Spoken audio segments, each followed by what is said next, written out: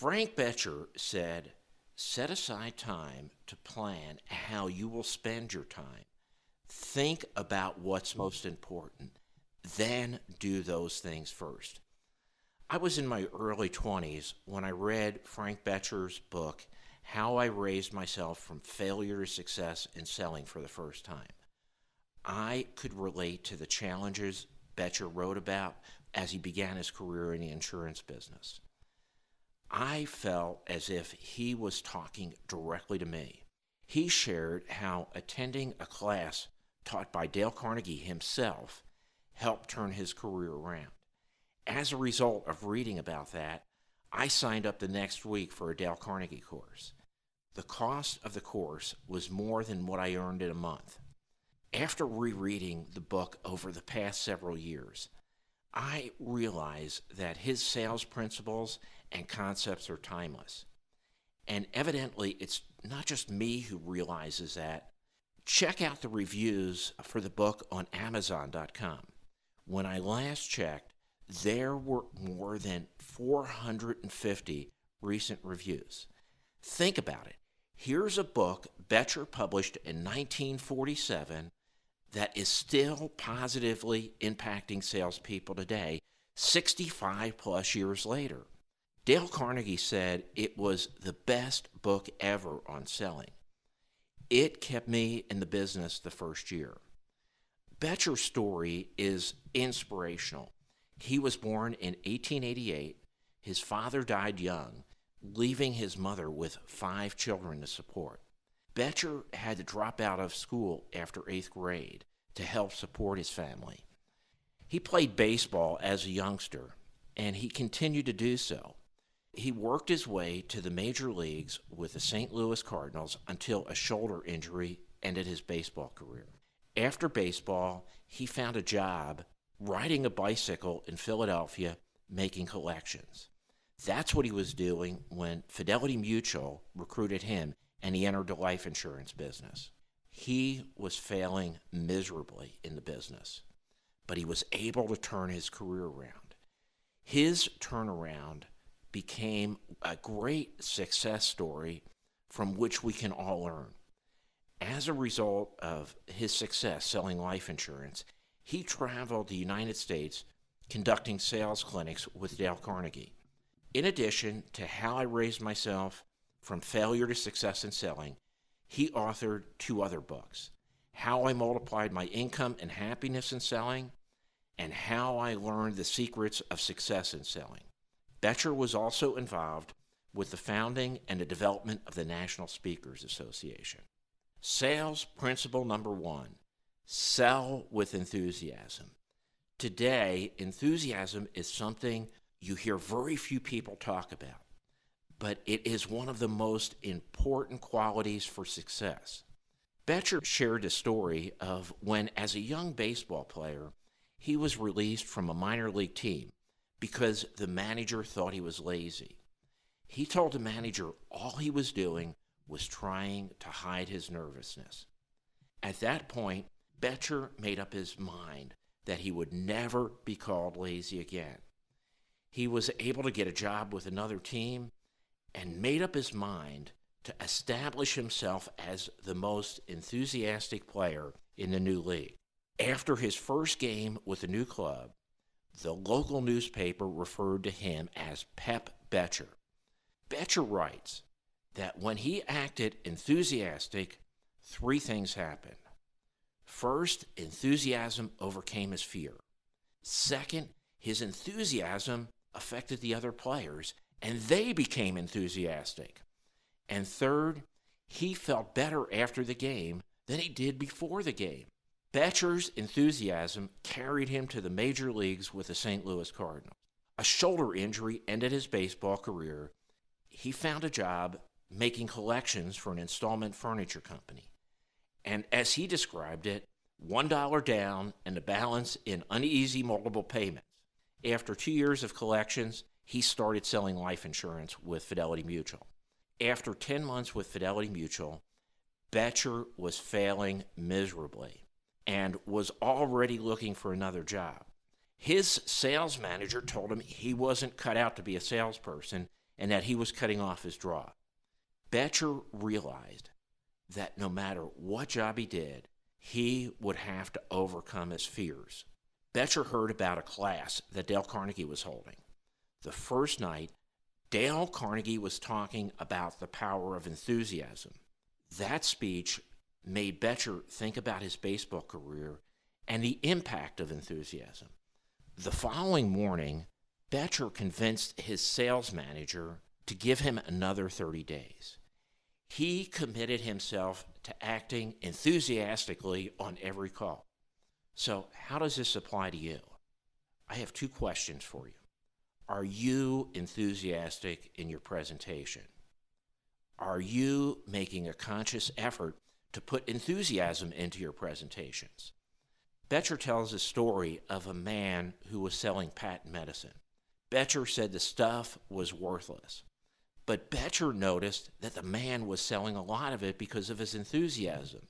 Betcher asked the man if he was always so enthusiastic.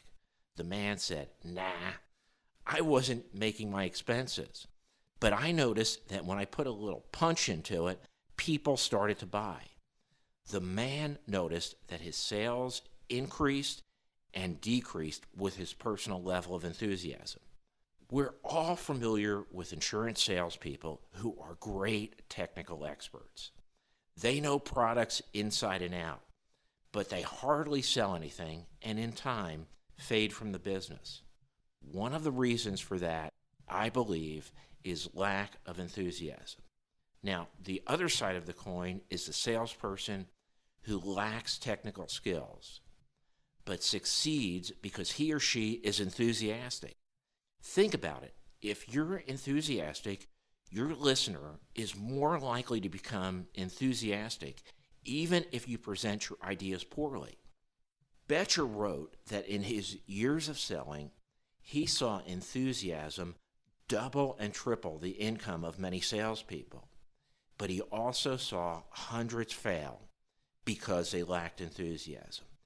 He believed that enthusiasm is the biggest single factor in successful selling. What will enthusiasm do for you? It will help you overcome fear, which it did for Betcher, myself, and many others. You will become more successful in business, make more money, and enjoy a healthier, richer, and happier life. Can merely acting enthusiastic change your life and sales? The answer is yes. William James, the father of American psychology, said that feelings follow actions. If you want to be a certain way, all you have to do is act that way. So how do you become enthusiastic? You act enthusiastic. I know this from personal experience. When I force myself to act enthusiastic, I feel enthusiastic. Sales principle number 2, see the people. Betcher tells a story how at one point in time he was out looking for other jobs, and he was kind of sneaking back in the office to pick up a couple things. While he was there, the president of Fidelity Mutual came in to hold an impromptu meeting with the company salespeople. Betcher was stuck. He couldn't sneak out.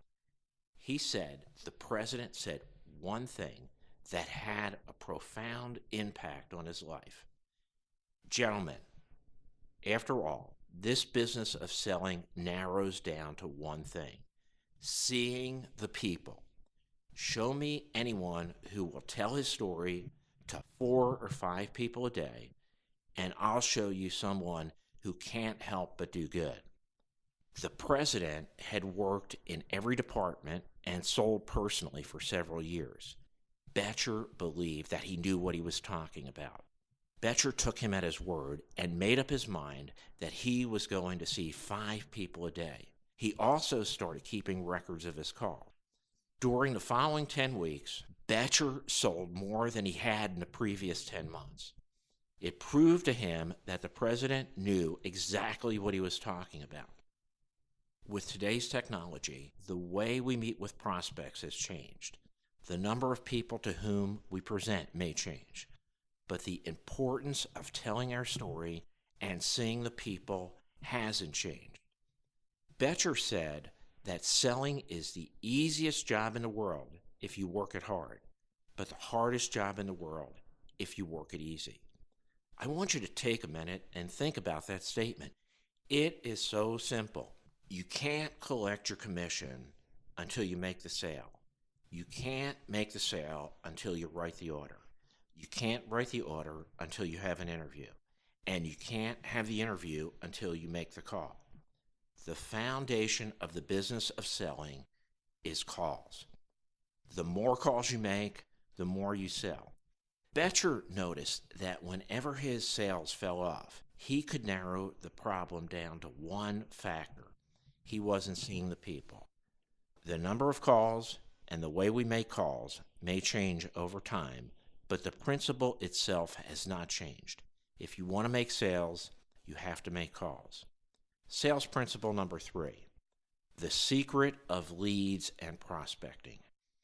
The number one issue in our business has always been prospecting. A top agent with another company once told Betcher, prospecting is selling. Getting leads is as important as getting applications, because when we stop getting leads, we stop getting applications. Betcher asked him, how do you get leads? The answer was, ask for them. Just start asking for them, and you'll teach yourself. Ask everyone you try to sell, even if you don't make a sale. Betcher always tried to get 2 names from everyone he called on. After hearing about referred leads, Betcher went back to every person he had ever sold.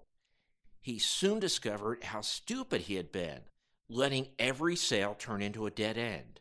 He realized that he had been walking away from more business than he was selling because he didn't ask for referred leads.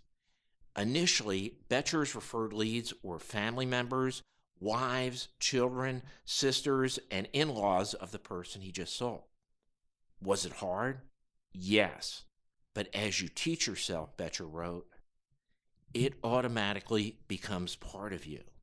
Sales principle number 4, the secret to sales, questions.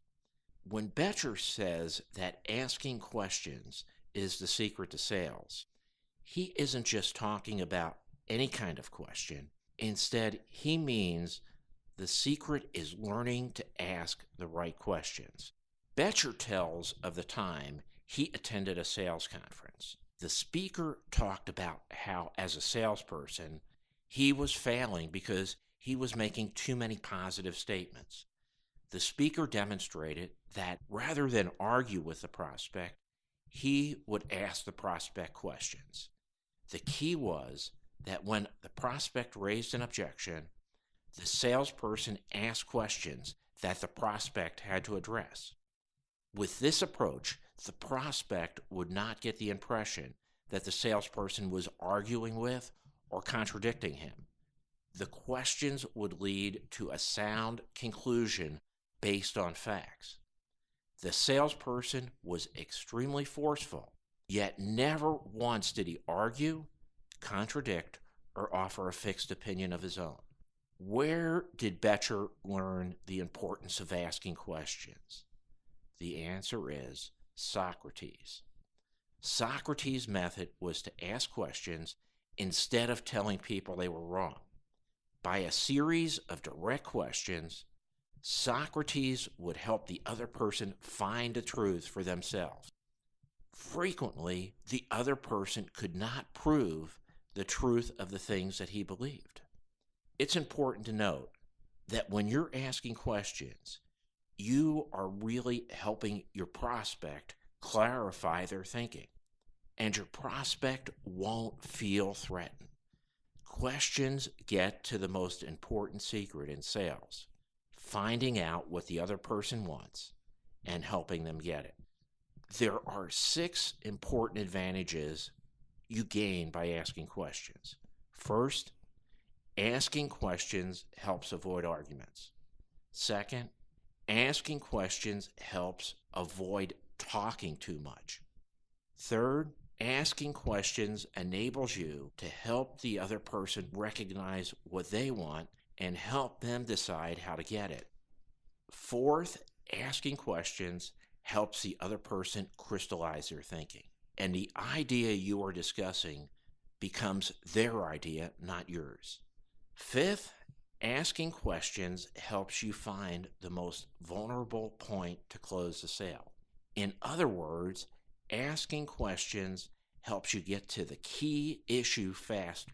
And sixth, asking questions gives the other person a feeling of importance because you're showing your respect for their opinion. And as a result, your prospect will be more likely to respect your opinion. I love Boettcher's story of how he sold a large life insurance policy to a New York manufacturer in the middle of the Depression. Boettcher tells how he spent 2 hours preparing a list of 14 questions.